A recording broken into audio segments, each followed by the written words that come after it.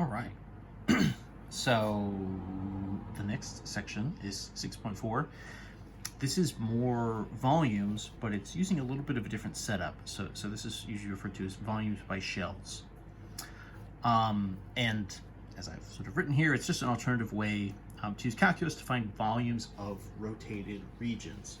Um, uh, Essentially, right, when we did sort of disks and washers, it, you're kind of cutting the function and sort of looking at it from a certain perspective, um, right? Sort of considering the rotation sort of a certain way to kind of get that picture, right? That sort of disk or sort of washer picture. And so this is just a little bit of a different way that you can do a setup. In particular, so let's say for like a y equals f of x function, this will become sort of our go-to setup for y-axis rotations. And then in theory, kind of once we know these two methods, probably usually the cleanest way to sort of set up is if you have a y-axis rotation, usually it's easiest to set it up using the shells technique, and then the disks and washers are kind of what you would use if you were doing an x-axis rotation. So let me draw a little bit of a sketch. Let's just sort of, let's put our just like classic sort of x squared, just like down here.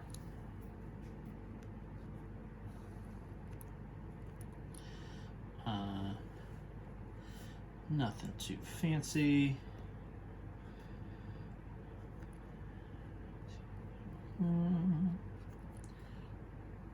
A little bit of a warped version just to kind of get it to sort of sit nicely in the plane. So let's take f of x is x squared, something kind of like this. And then the idea is we're going to take this and we're going to rotate it around the y-axis.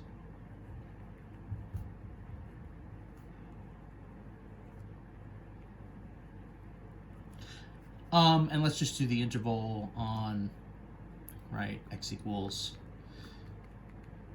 0 to x equals 2, right? Or you could think of this as you're sort of bounding it by y equals 0 and x equals 2. So this is our region. And it's kind of an interesting one, right? I mean, if you were going to do this as sort of a disk and a washer, you can do it, right? You'd have to do sort of an upper and a lower. You'd have sort of 2, right, pi times 2 squared minus. You'd have to sort of solve this, right? This would be sort of x equals the root of y, right? If you sort of reverse this and sort of solved it, that's possible. Now, instead of doing that where we're sort of changing the perspective, let's think a little bit about what would happen if I kept everything here in terms of x, and in terms of f of x. So if I sort of use x as a reference point. So let's take, right, at x equals 1, right,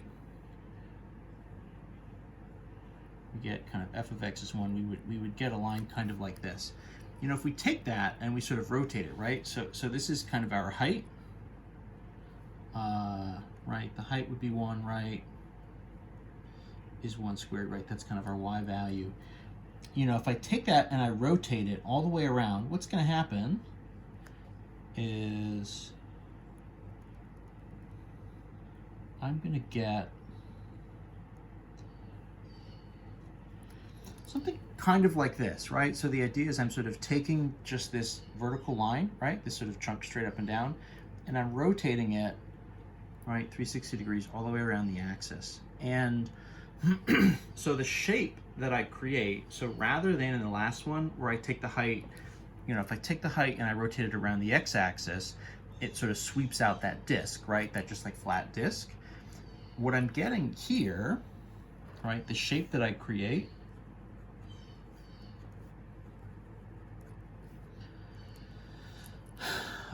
is a cylinder, right? it's essentially an empty cylinder with you know, you know, nothing on top and nothing on the bottom, right? It would be sort of what we call maybe like an open-topped cylinder. Right, like a can of soup or a can of tuna or something, right? This one is maybe a little bit more like tuna because it's a little bit shorter. So that's the shape that I'm getting. Let's think for a minute about what the sort of physical space, what the sort of area is that we have. When we rotated it around the x-axis and we had the disk, right? A disk, of course, is just a circle, so you're doing pi r squared. This is an interesting one, right? So I'm getting kind of a 3D shape. And so what I want here is the surface area of the sides of this cylinder. Let's squeeze an in there. So what I'm going to get here are essentially two different things. So I'm going to get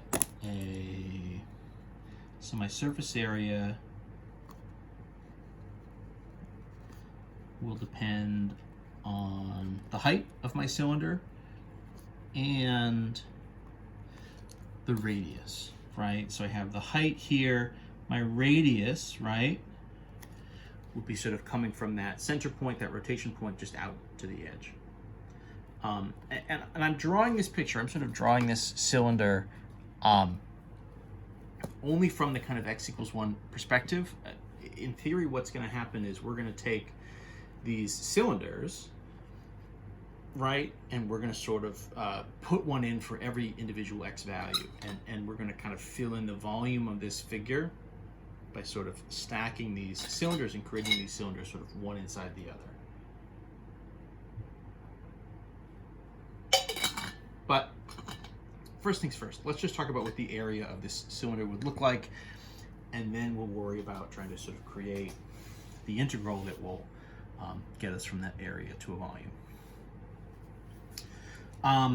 So the height in this case, right, the height of this cylinder really just syncs up with the height of the function, right, the height of the curve, the f of x value. The radius goes from the center, you know, out to 1, but in general it would just go out to whatever that x value is, right?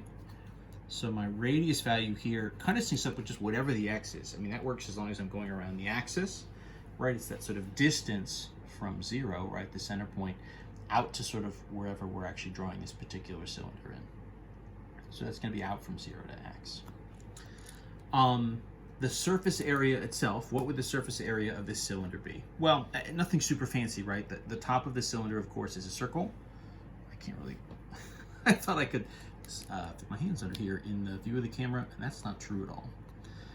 So what we're going to get here for our surface area, right, is the area or no, I'm sorry, not the area of the top, but really what we're going to get, because this is an open-topped thing, all I want is the area of sort of the sides of the cylinder, right?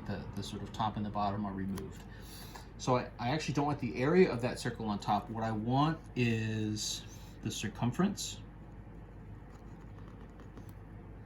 you know, what would be kind of the perimeter around the edge, multiplied by the height. If the area of a circle is pi times r squared, the circumference would of course be 2 times pi times the radius, and then that gets multiplied by the height. So the surface area of the sort of sides of this cylinder, again, the sort of top and the bottom are you know, removed, and it's empty in the middle, right? I'm essentially sort of taking this can, and I'm sort of, rather when I rotate this height, I sort of get this sort of can shape, this cylinder shape. So then the idea as far as finding a volume, right, is if I do that all along here, right, at all the different x's, what's going to happen is I'm going to get a lot of different cylinders, and the idea is they're all going to be kind of nested inside of each other. kind of like those nesting dolls, right? Sort of Russian nesting dolls, where you have them stacked one inside the other, smaller and smaller and smaller, or sort of bigger and bigger, depending on your perspective. So what I'm going to integrate here, what I'm going to set up is an integral of the surface area of these cylinders.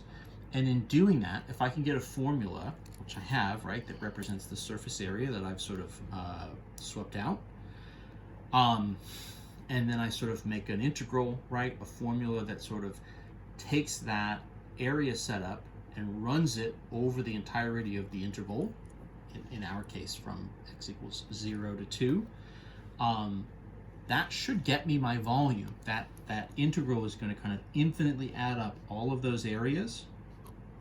So my volume is going to be, right, kind of generically from A to B, the surface area of the cylinder, right, with respect to x.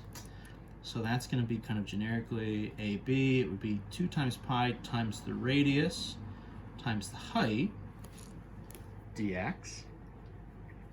And then if we take our actual example here, the specific one that we were looking at, right, x squared going from 0 to 2.